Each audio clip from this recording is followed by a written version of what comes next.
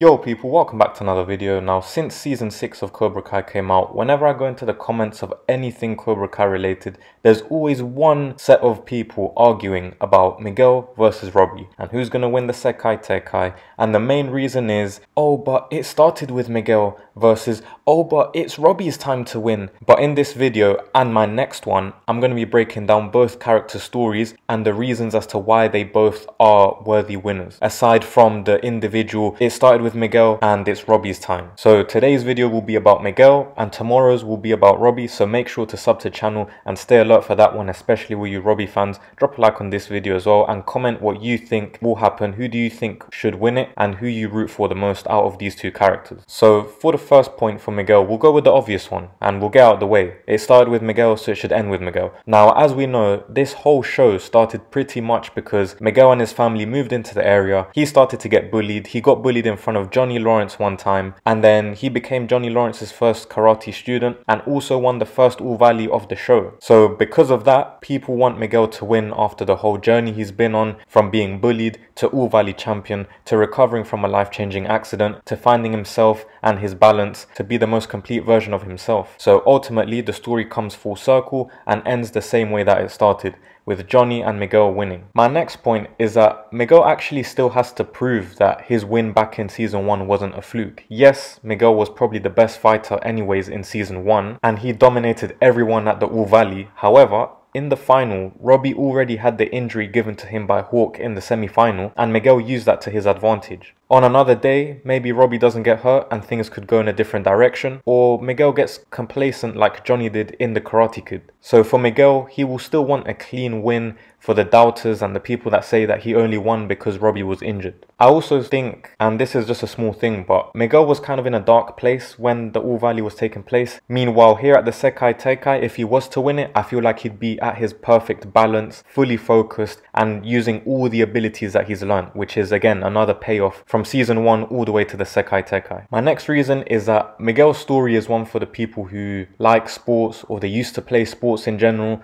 and those type of people can get behind this in particular, especially with the part about injury and those major setbacks in life. Miguel, before his spine and neck injury, was arguably one of the best teenage fighters this franchise has seen so far. I'd say he was definitely better than Karate Kid 1 Daniel LaRusso, but now we have this story from the athlete perspective that can serve as a motivational purpose of how just because you went through a near life-ending or career-ending injury, it doesn't mean you can't ever reach to the top again. Of course, it will take a lot of hard work, dedication, all of the good attributes that karate actually brings, but we're yet to see Miguel fully back to his normal self in the fights. However, since he has recovered, he still has managed to do some decent stuff, such as beat Kyla in season 3, which kind of served as a rebirth of Miguel since he took out the same bully from season 1. Season 4, his back gave out in the All Valley, but he still managed to get to the semi-finals. In season 5, he had a few good fights highlighted by beating Robbie, but we just haven't seen that edge and ruthlessness that he had before, and I do think that we will see this in the tournament at some point when things start to get crazy, and it will be a build up with a great payoff. Next on the list is family. Now, an only child living with his single mum and grandma, that comes with a lot of pressure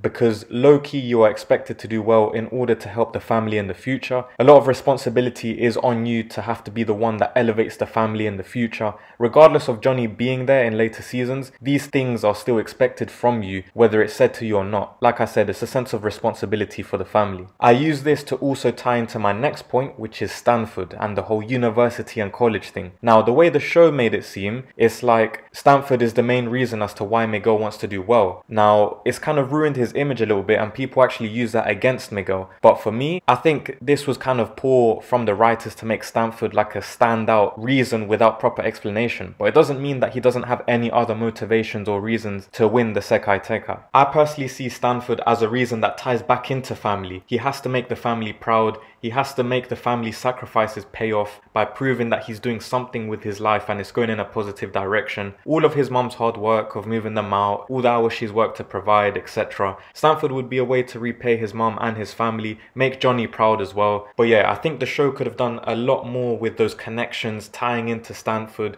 with the family and all these other things going on with Miguel. Last but not least, his overall journey would be capped off nicely with a win. The new kid on the block who then becomes a victim of bullying, beats all his bullies and wins the All Valley. End of season 1, start of season 2, he starts to lose himself a little bit. He starts to flirt with the dark side, especially when Kreese comes in as well, and he really starts exploring that grey area in the opposing dojos, but ultimately he nearly dies because of Robbie. Season 3 was mostly about just him learning to walk and return back to his normal life. Season 4 was the comeback, but also we got the start of his mental and emotional insecurities. Is karate really worth it? Is he just being used for a rivalry? Who really is he, and what is his future? Then we get season 5 where he finds out what he needs to know about himself, his father. He squashes the beef with Robbie while also having the choice to have revenge. Now season 6, his only focus is finding his focus and balance, putting his injury doubts and talent doubts behind him, dealing with the setback of not being team captain. It will be a mental fight with himself and proving that he has returned to the top of his game on his path to potentially being the Sekai Taikai champion. For me personally, I would prefer if Miguel wins the Sekai Taikai. I've always liked him more than Robbie, but I do know that the show will make it so Robbie and Miguel both contribute massively to the final outcome, but we'll just have to wait and see who actually picks up that W in the men's singles event. But yeah, tomorrow I will release my why Robbie should win the Sekai Taikai video, so keep an eye out for that. Make sure you're subbed to the channel as well.